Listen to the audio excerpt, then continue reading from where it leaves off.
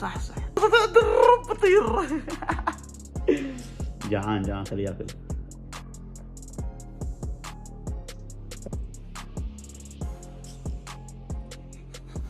ولا معبر حدا، ظن نايم زي كذا. الله وكيلكم، اكل وشربه هناك، حمامه هذا معلش انا الله يعزكم، وهو نايم هنا.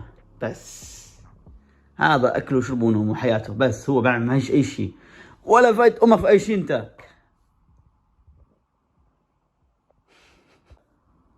طبعا في عندنا بيتزا، عامل البيتزا الولد الكردي، وعامل شاورما، وهذا السلطه، هذا السلطه شاورما صح؟